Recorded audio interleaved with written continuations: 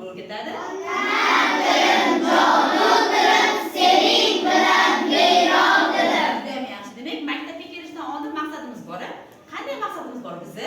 Biznaki qilmaylik, barchasi zarur kerak. Bilim egallash uchun tinimsiz o'qish kerak. Juda ham yaxshi. Demak, maktabga kelganimizdan keyin albatta o'qib o'rganishimiz kerak bo'ladi.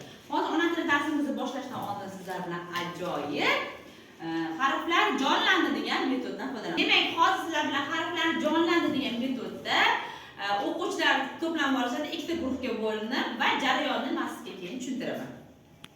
Xo'p, demak, o'quvchilarimiz ikkita guruhga bo'linib, demak, qo'llariga harflarni olib oldingiz.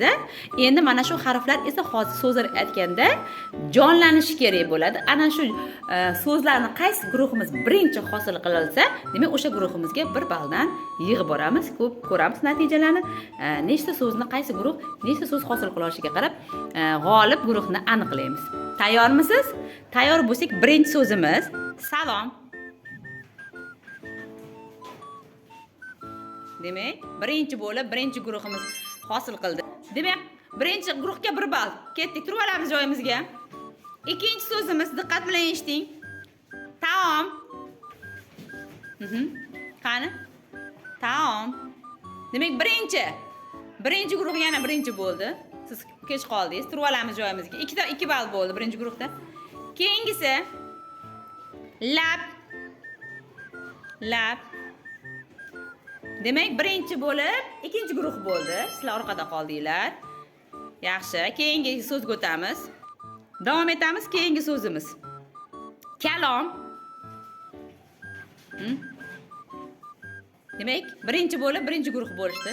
Turib olamiz, ketdik. Bularga 1 ball. Keyingi so'zimiz o'tamiz olma. Qani? Olma. Demak, birinchi guruhimiz bo'ldi. Ketdik, davom etamiz. Keyingi so'zimizga o'tamiz.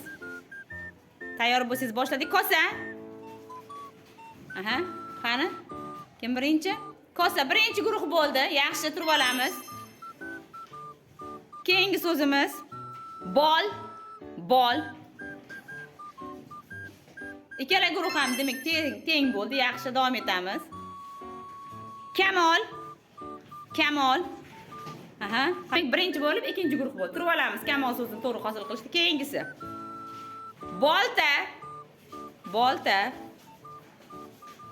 Birinchi guruh bo'ldi. Bolta so'zi. Yaxshi, turib olamiz. Keyingisi bola.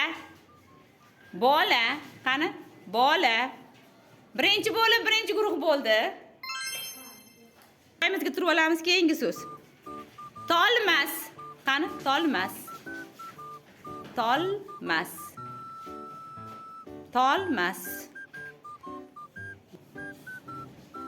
Birinchi bo'lib, ikkinchi guruhimiz bo'ldi.